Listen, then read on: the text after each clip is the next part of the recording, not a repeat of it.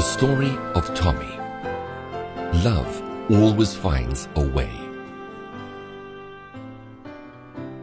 Tommy was a little crippled boy whose mangled body lay almost helpless on a pitiful couch by the third-story window of an old rickety tenement on a busy street of a large city. He was so severely handicapped that all he could do was lie helplessly in bed. One day, Tommy asked a newsboy friend of his to bring him the book about the man who went about everywhere doing good. The newsboy searched and searched for this unnamed book until one book dealer finally realized that Tommy must have been talking about the Bible and the story of Jesus. The newsboy scraped together what little money he had, and the kindly bookseller gave him a copy of the New Testament, which he took back to Tommy. The two boys began to read that book together, and after a time, Tommy understood the message of salvation it contained. He received Jesus as his savior and decided that he too wanted to do good like the wonderful man in the book. But Tommy was crippled and could not even leave his little apartment. So he prayed and asked Jesus to show him what he could do, and the Lord gave him an idea. Tommy began to copy helpful verses from the Bible onto little pieces of paper, which he would then drop from his window to flutter to the busy street below.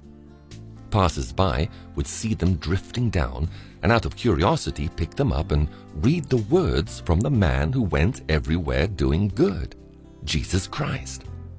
Many were helped, encouraged, and comforted, and some were even saved through the simple ministry of this boy and his New Testament. One day, a wealthy businessman found Jesus through reading the verse in one of Tommy's little notes. He later returned to the spot where he had found the scrap of paper that had led him to the Lord, hoping to find some clue as to how it got there. Then he noticed another little bit of paper floating down to the sidewalk. He watched as a poor, tired old woman stooped painfully to pick it up, and noticed her countenance brighten as she read it. There seemed to be new strength in her step as she journeyed on. The businessman, now fixed to the spot, kept his eyes glued upward, determined to find the source. He had to wait a long time, for it took poor Tommy many painful minutes to scrawl even one verse on one of those pieces of paper. Suddenly, the businessman's eyes were drawn to a certain window, as he saw a scrawny arm reach out to drop another piece of paper, like the one that had brought a whole new life to him. He carefully noted the location of the window, dashed up the stairs of the tenement, and finally found Tommy's humble abode. The businessman and Tommy soon became good friends, and the businessman brought Tommy all the help and medical attention that he could. Then one day, he asked Tommy if he would like to come and live with him in his palatial mansion outside the city. Much to his new friend's surprise, Tommy answered, "I'll have to ask my friend about that," meaning Jesus. The next day, the businessman returned, eagerly seeking Tommy's reply. Instead, Tommy asked him some rather surprising questions. "Where did you say your home is?" "Oh," said the businessman, "it's in the country, on a large and beautiful estate.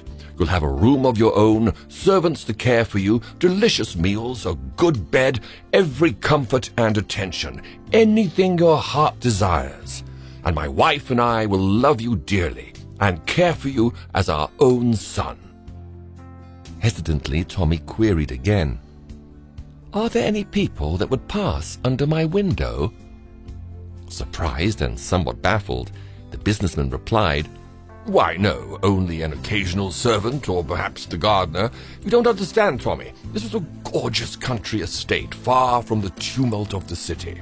You'll have quiet there and be able to rest and read and do whatever else you want, away from all this filth and pollution and noise and the busy throngs." After a long and thoughtful silence, Tom's face looked very sad, for he hated to hurt his friend. Finally, he said quietly but firmly, with tears in his eyes, "I'm sorry, but you see, I could never live anywhere where people don't pass under my window." Here is the story of someone so helpless and so isolated that you might have thought he could never have had any opportunity to help others. But love found a way. Someone passes under the window of your life every day. Has your love found a way to help them? Has Jesus shown you how you can help them? He will, if you want to, no matter what the conditions or your limitations. God has windows too, and He has promised that if you obey Him and open the window of your life to others, He will open for you the windows of heaven and pour out for you such a blessing that there will not be room enough to receive it. Based on the principle of Malachi chapter 3, verse 10.